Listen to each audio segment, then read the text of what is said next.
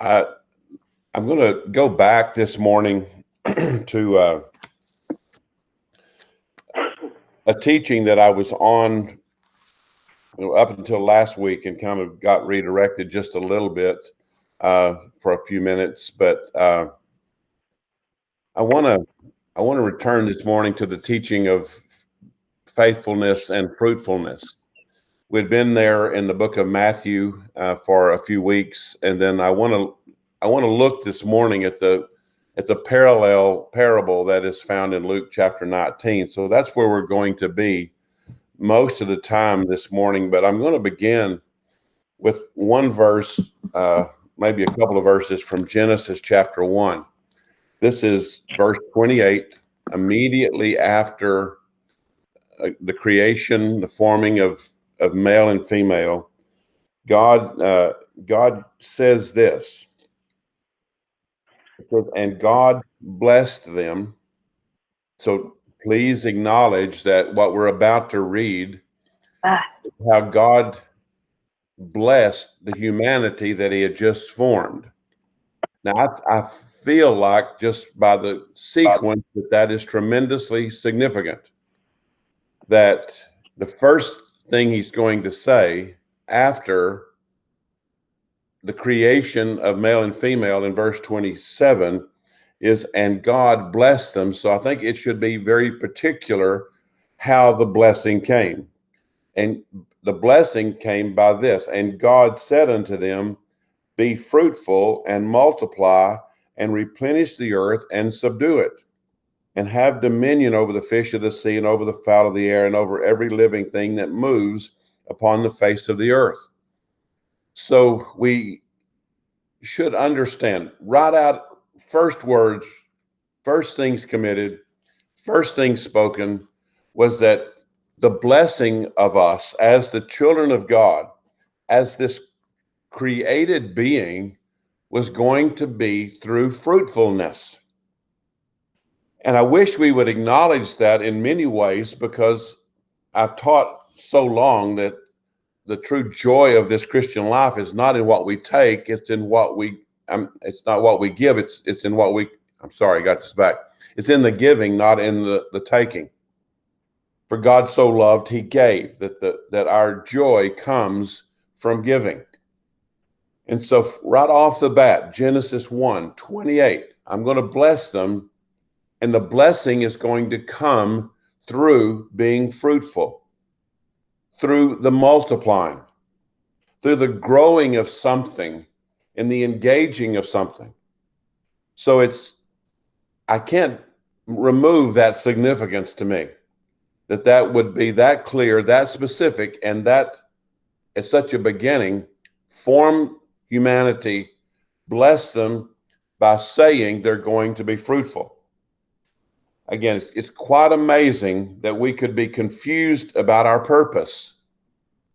It's amazing that we could be confused about the challenge that's in front of us, our call, when we discover again in this very next verse, after creation of man, those words, be fruitful. Now, I don't see any way that we could be confused about what our purpose is, about what our direction is, what our calling is, if he's going to say it. Because I would tell you as a parent, what I say first to my kids in some of these moments is like, I want you to hear this. I'm going to put it first. The blessing to us came by this clarity, you're to be fruitful. So it should not only clarify direction and purpose, it should also let us know that that a loving Father would equip us according to that purpose. Because it certainly wouldn't be a blessing to us if he said, okay, this is the purpose, but I'm not going to do anything to get you ready to do that.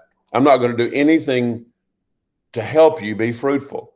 I'm going to tell you to go do it, but I'm not going to give you anything to build it with. If I'm going to establish somebody as a carpenter, then there needs to be an equipping from not only knowledge, but equipment for them to actually function then as that which they are.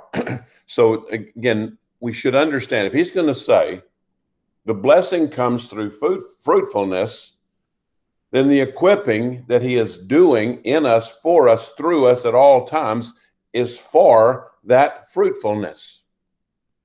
Again, this is just simple understanding that we know the purpose, we know the direction, and we know that we have been equipped according to that purpose. So I want us to go to Luke chapter 19. That's where we're going to be most of the time today. I want us to go to Luke chapter 19. It is the parallel parable to the one we've been looking at in Matthew about the talents and about those who received the talents when the master was about to go away. So I want us to go to Luke chapter 19, and I want to just begin by reading one verse. I'm not in my home spot, so I may be a little awkward just getting around, and I don't have my computer and my notes and those kind of things. But this is the beginning of the parable. And as they heard these things, now these things that they had just heard were the things that had happened with Zacchaeus. And it says in verse 10, for the Son of Man has come to seek and to save that which was lost. And then it says, and as they heard these things, he added and spake a parable, because he was nigh to Jerusalem, and because they thought that the kingdom of God should immediately appear. So he's addressing this thought that they're having, that Israel is about to rise into this place of prominence, that Israel is about to produce the king that's going to lead, that's going to give direction, that's going to make all the change. And so Jesus, recognizing what they are perceiving, is now going to deal with that thought in this parable. He's telling them, and I'll read more of this in just a second. In his absence, he was committing the purpose to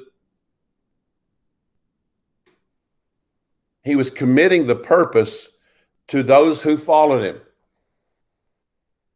Because he admits in verse 12, he said, therefore, a certain nobleman went into a far country to receive for himself a kingdom and to return. Verse 12. So there's an acknowledgement that he is going away. But in the going away, he has to leave this purpose with those who will follow him. This is the purpose that was first told that we just read in creation. This is the purpose that was confirmed by the prophets. This is the purpose that was demonstrated by Jesus himself as he walked the earth for 3.5 years. He demonstrated this purpose of being fruitful, and it is confirming the purpose by the equipping of us, by his death, by his burial, by his resurrection, and by his sending the Holy Spirit. In his absence, that purpose that was established by all of those things, creation, the prophets, by Jesus himself, and now by the giving of the Holy Spirit, he's saying, I'm committing my purpose to you. If you call me by my name, if you know who I am, then I'm committing this purpose to you. So what it tells us is that no one is excluded. Even when we get a little bit further, when the master says to the third servant, you should have at least committed my money into the usury. Now, we understand this, that the money that I have in the bank is not just sitting there waiting on me. The amount is, and I can access it, but that money in interest that I put in there is actually being used to bless other people simply because it's in the bank. It's gaining interest, but the interest that it's going to pay me is just one aspect of it, because the money that's in there is being used to create loans and other things to bless other people. So even in the usury, there's an acknowledgement, if you don't have the capability of doing many things. You can put it in the usury and still do great things. So there is a commitment of purpose to you and I. Now, I don't think this shocks anybody. I don't think it surprises anybody. But I do want us to recognize the very singular focus that is brought in as he starts it in creation, as the prophets confirm it, as Jesus demonstrated it, and as we have been equipped to walk in it, that we are equipped to accomplish this purpose of fruitfulness. And so we need to take a look. Just, we've looked at this back in Matthew. Some of this will be redundant because we're looking at the parallel parable in Luke chapter 19. But he's committed this to all of us who call him Lord. So no one on this call is excluded. No one can turn this off and say, this isn't relevant to me because I'm not in that group. We are in that group. Both parables give us a clear understanding of our assignment until Jesus comes. Now, we are here and now to manage what he redeemed on the cross, to dig one layer deeper into purpose. We can acknowledge that purpose is to manage, according to this parable and in Matthew, we are here to manage what he redeemed on the cross. You see, it's told in both parables. We're not to use that which is ours. We're to create fruitfulness out of what he has already done. He gave them the talents. He gave them here the pound. So we are here to use, to manage that which he accomplished, that which he redeemed, purchased on the cross. The damage of religion is that it has divorced us from that purpose. So think about this in one category. I'm here to manage what he redeemed on the cross. And we'll form that list in just a second. But when you stop and think about it, religion has taught us to manage something else. Because as we said a couple of weeks ago, many of us have put an equal sign between church equals the kingdom. And the kingdom, as we talked about, is immensely larger than the church. So the church is one aspect of the kingdom. But the church itself, that body that sits on the corner of 7th and School or any other corner in any other city, in any other state, is in the same situation. If the spirit of religion is there in place, then instead of managing what he has redeemed on the cross, we will begin to think we have to manage the church. And so much effort, extreme effort, is put into managing the church to see that it prospers, to tend to its members and make sure they're happy and to make sure they're content. It's to advance the denominations. But, don't do this much anymore, but I mean, to get together and have big conferences in the name of the denomination so that we would make sure we were in agreement on doctrine and we were agreement in purpose and getting the next year's budget and all the things that were going to be done. We're not about advancing a kingdom unless you put the equal sign there. They were about advancing a church and particularly a denomination. Churches safeguard their doctrine, manage the truth, manage what will be said and what won't be said. And the spirit of religion spends millions and millions of dollars tending to itself. It was always heartbreaking to hear David Hatley talk about going into these churches, when I was trying to help, we were on a board that was helping Steve and Pam Brown, if you remember, to get to Namibia, that they would go into these churches and they would ask, they would tell what their mission was, what God had done, the great work of revelation that God had done to get them to that place. So many dynamic things. And they would ask the church for help, and the church would not even let them stand and present to the church, because they would say our budget doesn't allow for us to help because it's already directed where we want that budget to go. That's not building a kingdom, that's managing a church. And unfortunately, managing the church has become the replacement for managing what he redeemed on the cross. This is divorced from that which was accomplished on the cross.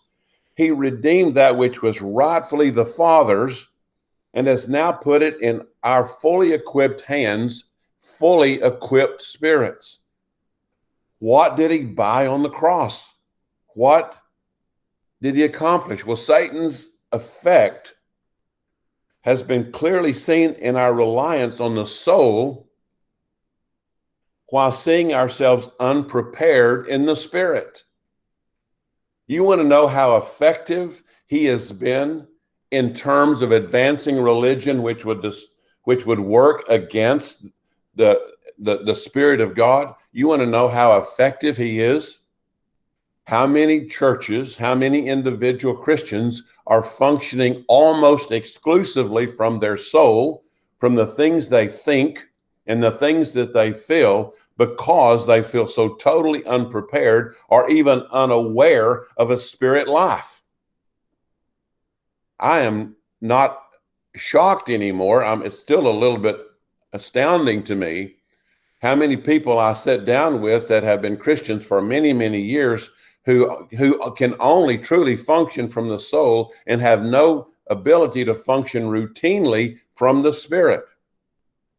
It's not even odd anymore that we start from the beginning with believers who have been believers for a long time to teach the reality of the spirit, because the spirit of religion has taught them to rely on what they think and what they feel, and that's as far as it goes. So we can tell the effect and the significance of that effect on the church and on us as Christians.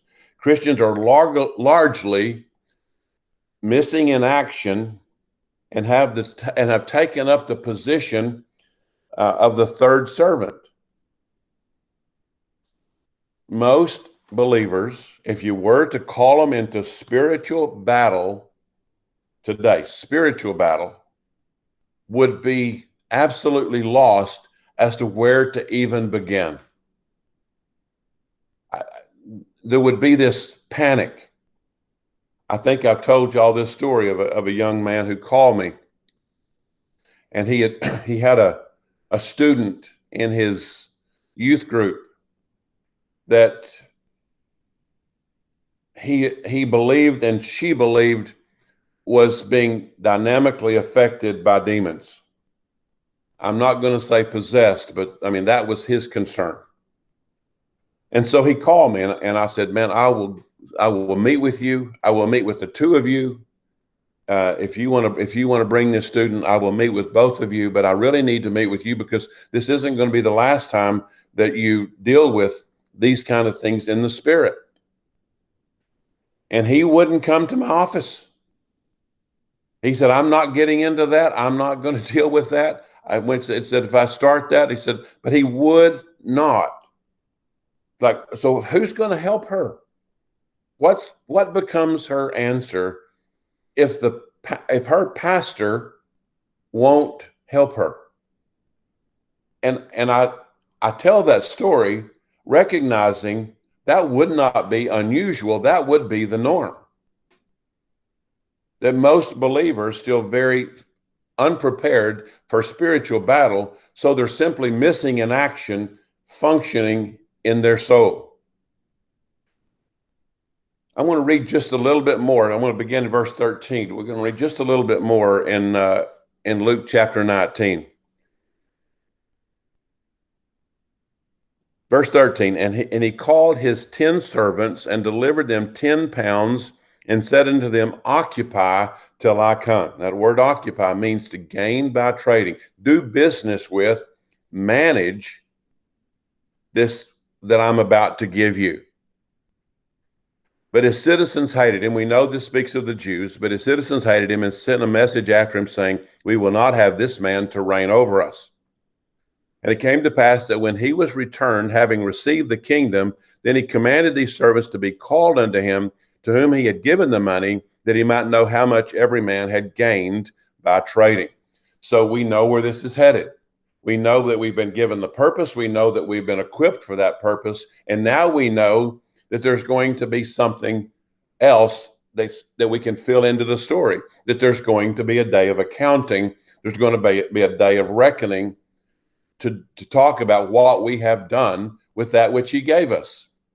Again, I'm not going to reteach this. This is the judgment seat of Christ. 1 Corinthians 3, 2 Corinthians 5 speak of this very plainly, very explicitly about what that's going to be like. But that day will absolutely come when there's going to be a day of reckoning, a day of accounting with how did I manage that which he gave me, that equipping that he shared with me. This third servant, we know, and we're going to read about him in just a second, but he buried the equipping, and largely out of our failure to understand the heart of the Father. We talked about this from the passage in Matthew, and our equipping for the gospel purpose. Why would we be hesitant? Well, we're going to see in just a second in this third servant what actually happens. Why was he not fruitful? But we are here. If we can make this shift, it will be a powerful shift.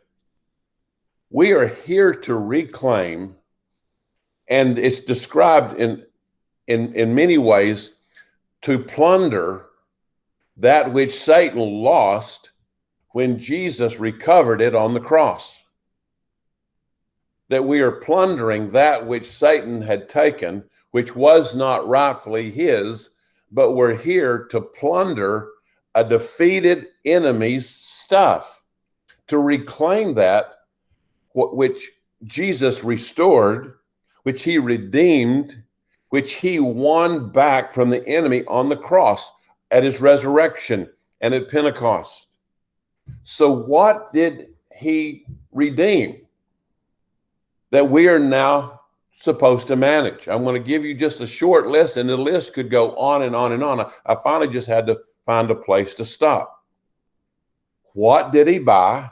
What did he get back, restore for us that he's now put in the challenge for us to manage? Now, we've been equipped. I'm not going to go back and teach that. We've been equipped by the Spirit to actually do what he's telling us to do. But let's look just at a little bit of what did he buy back. He bought your salvation by grace and not by the keeping of the law. So that's what he bought for you. But that's now also, since that's what he bought and redeemed, that is now ours to manage. Salvation that he bought and paid for me is now put in my hands to manage and to extend by trading to others.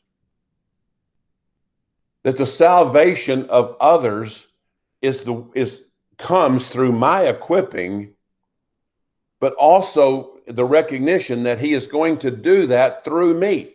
That's been put in my hands, and it's now mine to manage. It doesn't mean to go get busy. It means to not quench the Spirit, so the Spirit of God who lives in me will be able to advance the kingdom by the salvation that was bought and paid for on the cross.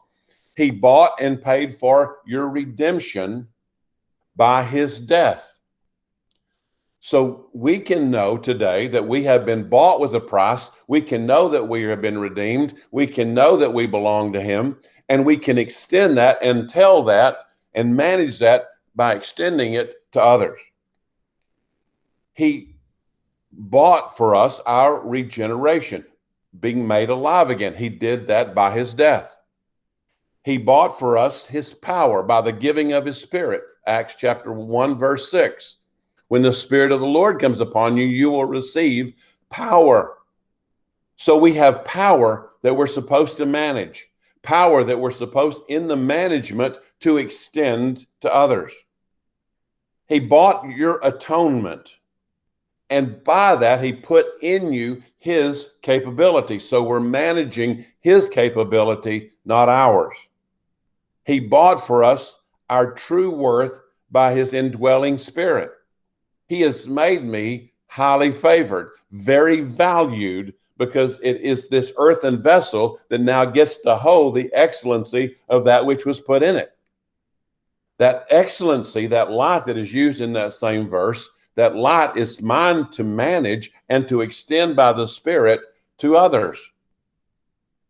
He bought and paid for our righteousness so that we would never have to suffer under the name of blame, shame, regret, or guilt again, because we know that he bought and paid for righteousness, but that righteousness is now ours to manage and by the Spirit to extend to others. He bought, the last one I'm going to include, he bought and paid for our freedom. By the very complete work of everything I've listed, you and I get to live free. We get to recognize that we are plundering the goods of a defeated enemy, and I'm not truly even in the fight anymore. The fight is over. The victory was won. I am now simply going back and reclaiming that which Satan thought he had. And all I'm doing when I'm visiting with somebody is reclaiming that which God paid for, Jesus paid for on the cross. If you think you're in a battle, you're going to assess the size of the enemy. If you see him as a defeated enemy, you're going to be very willing to go out and plunder his goods. But that is such a major shift from what religion has said, because, and so many have continued to say that we're in this fist fight trying to win this battle, when we should acknowledge, and it will change everything we do, when we recognize the enemy is already defeated and we're simply plundering what he had, but what was actually restored completely. So let's go on. We have been blinded largely by the church about the nature of this battle. The battle is over. The victory is won. There's a tremendous difference in believing and acting as if we are still in the fight versus plundering the goods of a defeated enemy. We have been very intimidated by the enemy, that we, as Israel did in the promised land when they came to Canaan, and they assessed the size of the enemy rather than assessing the size of the God who sent them there. It says they began to murmur against God. Now, murmuring against God is a routine thing in our lives today. Now, it may not come out in those words based on the group that's on this call, but murmuring before God is a normal thing. And it's because we're intimidated by the enemy. And so we murmur against God. The only reason we would do that is because the enemy's greater and we see God as too little. And so we would murmur about God because he put us in this place. Or we could choose in the managing of this that he's given us to go back and recognize the very powerful scripture that says, if God is for us, who can be against us? Let's go to Romans and look at that, because this is actually what we need to begin with, to recognize that this battle is over. I'm going to read in Romans 8, beginning with verse 31. What shall we say to these things? If God be for us, who can be against us? But listen as it continues. He that spared not his own son, but delivered him up for us all, how shall he not with him also freely give us all things? Who shall lay anything to the charge of God's elect? It is God that justifies. Who is he that condemns? It is Christ that died, yea, rather that is risen again, who is even at the right hand of God, who also makes intercession for us. Who shall separate us from the love of Christ? Shall tribulation or distress or persecution or famine or nakedness or peril or sword? As it is written, for thy sake we are killed all the day long. We are counted as sheep for the slaughter. Nay, in all things we are more than conquerors through him that loved us. For I am persuaded that neither death nor life, nor angels, nor principalities, nor powers, nor things present, nor things to come, nor height, nor depth, nor any creature shall be able to separate us from the love of God, which is in Christ Jesus our Lord. Now, I think it's pretty plain. I think it's pretty specific, just what he is telling us, saying to us about this purpose for which we have been prepared. The third servant. Let's go back to him now in Luke chapter 19. I want to skip over the first two and go to the third one. In verse 20. And another came saying, Lord, behold, here is thy pound, which I have kept laid up in a napkin. And we've talked many times about what those napkins are. Fear and prejudice and bias and apathy. All of those things have their name on that napkin. And then verse 21, for I feared thee, because thou art an austere man. Thou takest up that they laid not down, and reap where you did not sow. And he said unto him, out of thy own mouth will I judge you, you wicked servant.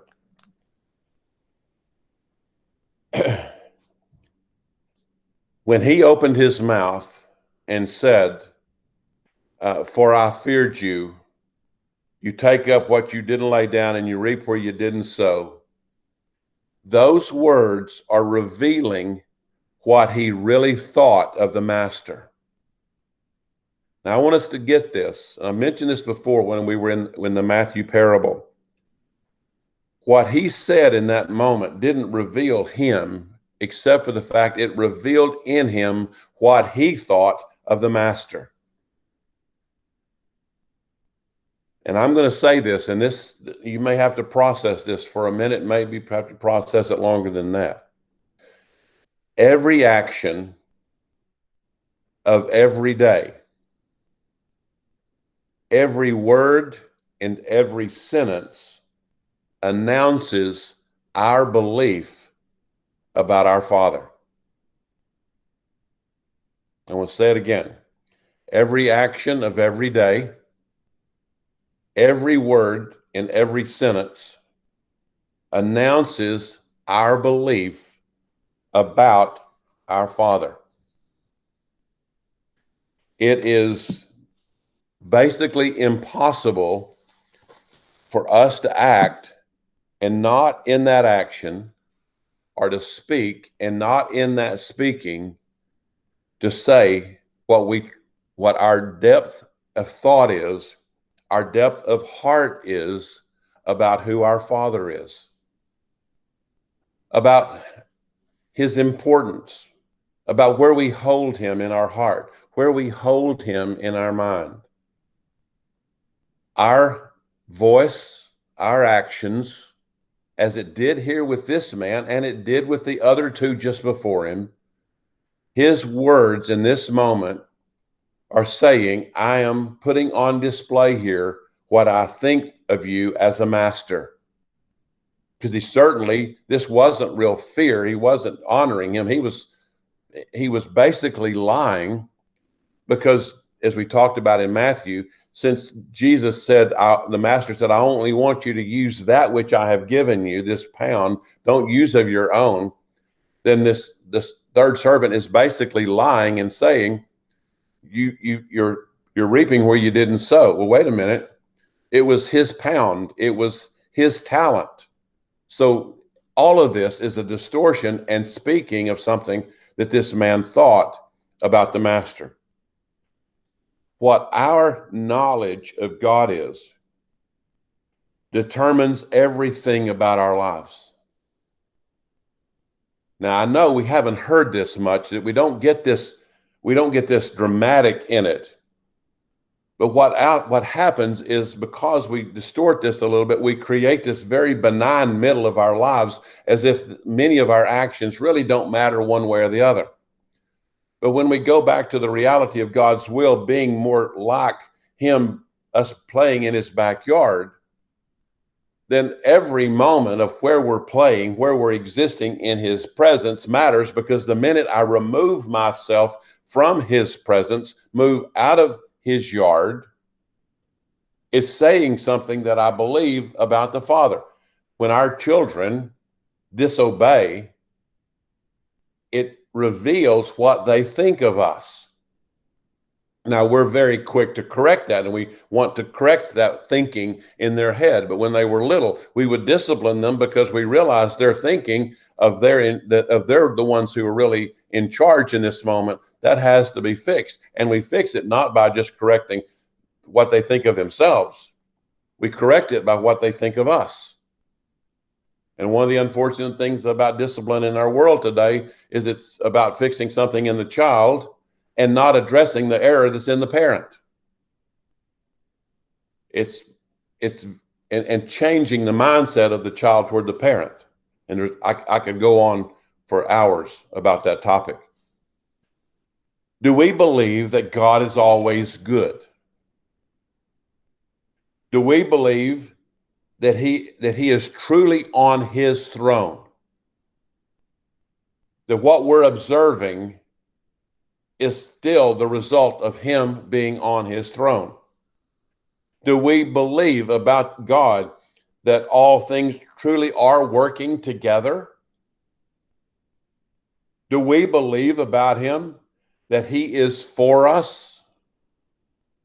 Do we believe about him that he is trustworthy? Do we believe about him that I can rest in his presence? Because, and again, I could name 25 more of those things. That's just a sample. But if I don't believe those things completely, it will affect the outcome of my life. Now that's huge. It's not something we haven't heard before, but I hope it is extremely magnified in the reality that what we believe about God, the knowledge that we have of God, determines everything about our life. Because if I don't believe he's always good, when somebody begins to tell me a story about something they've seen, some tragedy they've been involved in, and the extreme hurt that is in it, if I don't believe he's good, I'm going to be totally unprepared for that moment to have a conversation with them. If I have somehow adjusted this teaching, I'm absolutely going to be unprepared for that kind of a conversation. I have them frequently, and I have to come back and talk about a God who is in charge, but not in control. And it's amazing how that answer fills a gap that some people have had for ages and ages and ages, to learn of a God who's in charge, but not in control. Who you believe God to be will be the single greatest thing that affects your fruitfulness. Because most believe that fruitfulness really doesn't matter much. Now, they won't say those words, but fear and fruitfulness will never exist together. Fear is the nemesis of fruitfulness, the true enemy. Faithfulness leads to fruitfulness. That's why we hear even in this parable, when the master says, "Well done. You have done well, my good and faithful servant." Good and faithful produces the fruit. As I've talked about many times, when the loaves and fish were brought to Jesus, and Jesus had told the disciples, we need to feed this multitude. And one of them says, "Well, do you want us to go to town and see if we can buy enough and somehow spread it out among this group?" What they truly were in that moment was they were professing believers, but practicing atheists. They were professing that Jesus is God and that they're listening to him because of that. But when it came to the practical, they became atheists. Fear does that very same thing to us. We'll confess with our mouth that he's Lord, but fear creates atheism. It creates this practicing atheism. When we know God, the distortions of the enemy are removed. This is one of those reasons why over the years as pastor, even teaching now, I feel such a responsibility, not created by me, but by the Spirit in me, that we begin to understand the nature, the heart, the goodness, the love, the kindness of God. Who he is as our Father will determine how we see ourselves as his children. If you don't know God, there will be no fruitfulness. If you don't know that he's good, if you don't know that he's equipped you, if you don't understand his purpose for us, if we don't know how he has set up the relationship so that righteousness rules the day, that I don't have to fight guilt, I don't have to fight shame, I don't have to fight blame, I don't have to fight regret because of the way he established the relationship. If I don't know him, then it will absolutely be the single greatest thing that will affect the fruitfulness and the success of the enemy to keep distortions in front of my face. You will not remove the distortions of the enemy until you discover the heart of the Father that established the relationship that we have. When this servant said, I fear you, Jesus says, out of your own mouth, I will judge you. Now, I don't know how, nor should I even attempt to make this any greater, any more dynamic than what is actually being said right here. Because Jesus says, out of your mouth, out of what you just said, out of your actions, which reveal what you think about me, I'm going to use that in this day of reckoning. Not to condemn him to where he will never be a servant, never be a child of God. But I'm going to judge you according to your words. If you think I'm unfair, if you think I'm hard, then you would expect me to judge you that way. Whatever our perceptions of our God, we're going to think he's going to judge us that way. I had someone on this call, and I'm not going to say the name, but I had someone one time talk about the judgment seat and what a frightening moment that would be. And I can certainly understand that thought and that sentiment. But after a brief conversation that we had, they could see that, wait a minute, I'm saying that I'm nervous about something when I'm going to be standing in front of Jesus, whose name is love, whose name is kindness, whose name is tenderness and compassion, who in all things is love. And it's like, in that simple moment, it's just very correcting. If I'm afraid of the judgment seat, it means I misunderstand the Father. I misunderstand Jesus and what's happening in that moment. Yeah, it's a day of reckoning, and I'm told about it now so that I can approach it with joy, so I can approach it, because what's he going to use at the judgment seat in the day of reckoning? What's he going to use? Well, he tells us right here in this story, he's going to use my words. He's going to use my actions. He's going to use what I have done right now when he's there and bringing and establishing this kingdom that he's going to return as King of Kings when he comes back. There will be this day of reckoning, this in the judgment seat. And what's he going to use? He's going to use in that moment what I have done, but what I have done is based on what I believe about him. That's pretty simple. He's not going to go out and get more physical evidence to use against us. He's simply going to use in that day of reckoning what I have provided him to use by the things I have said, the perceptions I have of him that have led to the things that I have done. That's what's going to be used in that moment. So when I know him to be this Father who loves me, it will not only affect what I do right now in the fruitfulness that is created, but it will also dynamically affect how I anticipate the judgment seat. If I know that I've been equipped by his death, by his burial, by his resurrection, then I will not dread nor fear that day, because I will have already been functioning according to a God that I know that loves me, that has given me the power, that's put in my hands the responsibility to manage that which he has given me to manage.